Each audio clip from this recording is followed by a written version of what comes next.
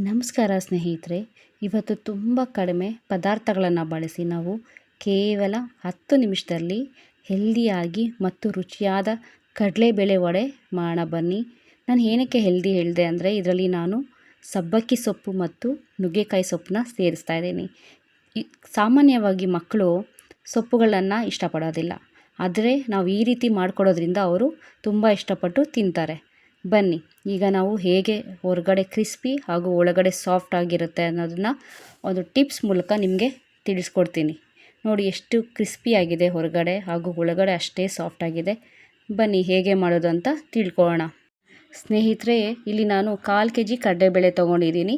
Measure wise ಹೇಳಬೇಕು ಅಂದರೆ 2 ಚಿಕ್ಕ ಗ್ಲಾಸ್ ತೊಗೊಂಡಿದ್ದೀನಿ.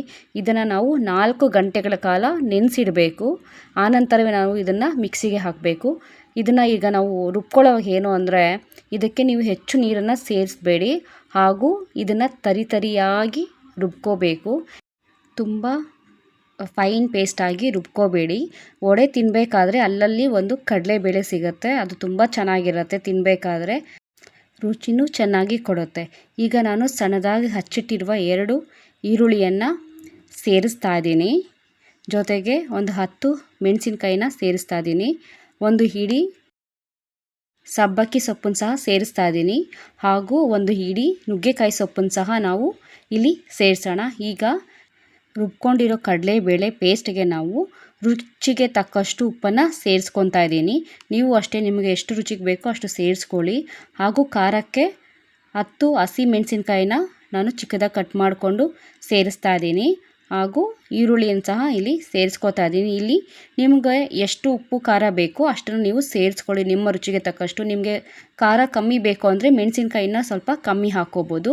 ಹಾಗೆ ಇಲ್ಲಿ ನಾನು ಸೊಪ್ಪುಗಳನ್ನು ಸೇರಿಸ್ಕೊತಾ ಇದ್ದೀನಿ. ಮೊದಲಿಗೆ ನಾನು ಇಲ್ಲಿ ನುಗ್ಗೆಕಾಯಿ ಸೊಪ್ಪನ್ನು ಸೇರಿಸಿದ್ದೀನಿ ಹಾಗೂ ಇಲ್ಲಿ ಒಂದು ಹಿಡಿ ಸಬ್ಬಕ್ಕಿ ಸೊಪ್ಪನ್ನ ತೊಳೆದು ನೀಟಾಗಿ ಇಟ್ಟಿರೋದನ್ನು ಸೇರಿಸ್ತಾ ಇದ್ದೀನಿ. ನೀವು ಅಷ್ಟೇ, ನಿಮಗೆ ಯಾವ ಸೊಪ್ಪುಗಳು ಬೇಕೋ ನೀವು ಅದನ್ನು ಸೇರಿಸ್ಕೋಬೋದು.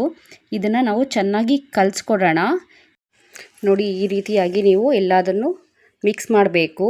ನೀವು ರುಬ್ಕೋಬೇಕಾದ್ರೆ ತುಂಬ ನೀರು ಹಾಕಿಬಿಟ್ರೆ ಏನಾಗುತ್ತೆ ಅಂದರೆ ಕಡಲೆಬೇಳೆ ರುಬ್ಬಬೇಕಾದ್ರೆ ಈ ರೀತಿ ನೀವು ಮಿಕ್ಸ್ ಮಾಡೋಕ್ಕಾಗೋದಿಲ್ಲ. ಆವಾಗ ವಡೆ ಚೆನ್ನಾಗಿ ಬರೋದಿಲ್ಲ, ತುಂಬ ಬಿಟ್ಕೊಂಡ್ಬಿಡತ್ತೆ, ಅದು ವಡೆ ಬ್ರೇಕ್ ಆಗಿಬಿಡತ್ತೆ. ಅದೇ ನೀವು ಈ ರೀತಿ ನೀರು ಹಾಕ್ತೀರಾ, ನೀವು ರುಬ್ಕೊಳೋದ್ರಿಂದ ವಡೆ ಚೆನ್ನಾಗಿ ಬರುತ್ತೆ. ಅದನ್ನು ನಾವು ಚೆನ್ನಾಗಿ ಮಿಕ್ಸ್ ಮಾಡಬೇಕು. ಈಗ ಎಷ್ಟು ಚೆನ್ನಾಗಿ ಮಿಕ್ಸ್ ಮಾಡ್ತೀವೋ ಅಷ್ಟು ಚೆನ್ನಾಗಿ ಉಪ್ಪು ಖಾರ ಎಲ್ಲ ಮಿಕ್ಸ್ ಆಗುತ್ತೆ. ಸೊಪ್ಪು ಸಹ ಚೆನ್ನಾಗಿ ಮಿಕ್ಸ್ ಆಗಿ ಅದನ್ನು ನಾವು ಈಸಿಯಾಗಿ ತಟ್ಟಿ ಎಣ್ಣೆಯಲ್ಲಿ ನಾವು ಫ್ರೈ ಮಾಡ್ಕೋಬೋದು. ಈಗ ನೋಡಿ, ನಾನು 3 ಟೇಬಲ್ ಸ್ಪೂನ್ ಅಕ್ಕಿ ಹಿಟ್ಟನ್ನು ಸೇರಿಸ್ತಾ ಇದ್ದೀನಿ. ಅಕ್ಕಿ ಹಿಟ್ಟು ಸೇರಿಸೋದ್ರಿಂದ ವಡೆ ತುಂಬ ಕ್ರಿಸ್ಪಿಯಾಗಿ ಬರುತ್ತೆ ಹಾಗೂ ಒಳಗಡೆ ತುಂಬ ಸಾಫ್ಟಾಗಿರುತ್ತೆ. ಇದೇ ಮೇನ್.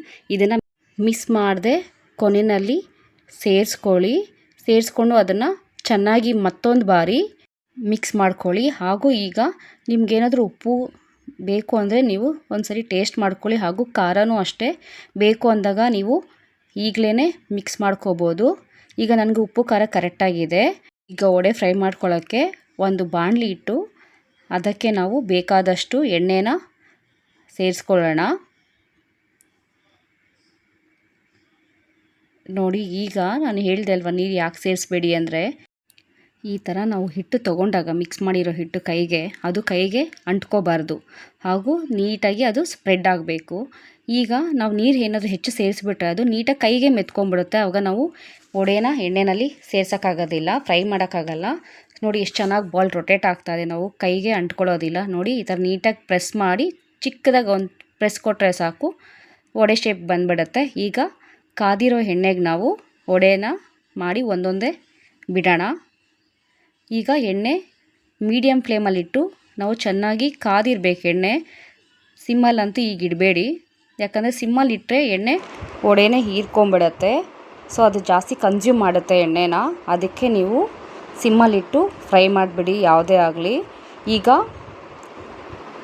ಚೆನ್ನಾಗಿ ಇದನ್ನು ಫ್ರೈ ಮಾಡ್ಕೊಳ್ಳೋಣ. ಇದು ಗೋಲ್ಡನ್ ಕಲರ್ ಬರೋವರೆಗೂ ನಾವು ಫ್ರೈ ಮಾಡಬೇಕು ವಡೆನ. ಇದನ್ನು ಆವಾಗವಾಗ ಫ್ಲಿಪ್ ಸಹ ಮಾಡಬೇಕು. ನೋಡಿ, ಈಗ ನಾವು ಒಂದು 4ರಿಂದ 5 ವಡೆನ ಹಾಕ್ಕೊಳ್ಳೋಣ.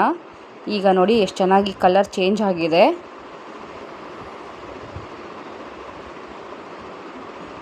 ನೋಡಿ, ಸ್ವಲ್ಪ ಕಲರ್ ಚೇಂಜ್ ಆಗಿದ ತಕ್ಷಣ ನಾವು ಇದನ್ನು ಫ್ಲಿಪ್ ಮಾಡ್ಕೋಬೇಕು. ಚೆನ್ನಾಗಿ ಎರಡು ಕಡೆನೂ ನಾವು ವಡೆನ ಬೇಯಿಸಬೇಕು. ಎರಡು ಕಡೆ ಬೇಯಿಸೋದ್ರಿಂದ ನೀಟಾಗಿ ಒಳಗಡೆ ಸಹ ವಡೆ ಬೆಂದಿರುತ್ತೆ ಹಾಗೂ ಹೊರಗಡೆ ಕ್ರಿಸ್ಪಿಯಾಗಿರುತ್ತೆ. ಹಾಗೂ ಈ ಕಡಲೆಬೇಳೆ ವಡೆಗೆ ನಾವು ಸಬ್ಬಕ್ಕಿ ಸೊಪ್ಪು, ನುಗ್ಗೆಕಾಯಿ ಸೊಪ್ಪು ಸೇರಿಸಿರೋದ್ರಿಂದ ಇದರಲ್ಲಿ ಪ್ರೋಟೀನ್ ಸಹ ಇದೆ ಹಾಗೂ ತುಂಬ ರುಚಿಯಾಗೂ ಇರುತ್ತೆ. ನಾವು ಮಕ್ಕಳಿಗೂ ಅಷ್ಟೇ ಹೆಲ್ದಿಯಾದ ಒಂದು ಸ್ನ್ಯಾಕ್ಸ್ನ ಆರಾಮ್ಸೆ ರೆಡಿ ಮಾಡಿಕೊಡ್ಬೋದು. ಅವ್ರಿಗೂ ಅಷ್ಟೇ ಇಷ್ಟಪಟ್ಟು ತಿಂತಾರೆ ಮಕ್ಕಳು. ಇದನ್ನು ಒಂದು ಸರಿ ಆದರೂ ಟ್ರೈ ಮಾಡಿ. ಹಾಗೂ ಹಬ್ಬ ಹರಿದಿನಗಳಲ್ಲಿ ಸಹ ನೀವು ಹೆಲ್ದಿಯಾದ ವಡೆಗಳನ್ನು ಈ ಥರ ಮಾಡಿ ತಿನ್ಬೋದು. ನೋಡಿ ಎಷ್ಟು ಚೆನ್ನಾಗಿ ಕಲರ್ ಚೇಂಜ್ ಆಗಿದೆ. ಆಲ್ಮೋಸ್ಟ್ ಬೆಂದಿದೆ. ಈಗ ನಾವು ಇದನ್ನು ಸೈಡಿಗೆ ಎತ್ತಿಡೋಣ,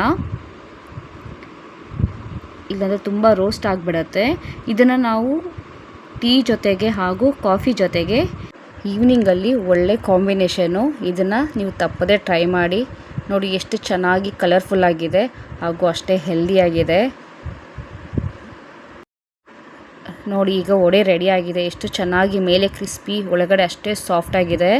ಹಾಗೆ ನೋಡಿ ಎಷ್ಟು ಕಲರ್ಫುಲ್ಲಾಗಿ ಕಾಣಿಸ್ತಾ ಇದೆ. ಇದನ್ನು ಒಂದು ಸರಿ ಆದರೂ ಟ್ರೈ ಮಾಡಿ. ಈ ರೆಸಿಪಿ ನಿಮ್ಗೆ ಇಷ್ಟ ಆದರೆ ಪ್ಲೀಸ್ ಲೈಕ್ ಮಾಡಿ, ಕಮೆಂಟ್ ಮಾಡಿ ಹಾಗೂ ಸಬ್ಸ್ಕ್ರೈಬ್ ಆಗಿ. Thank you.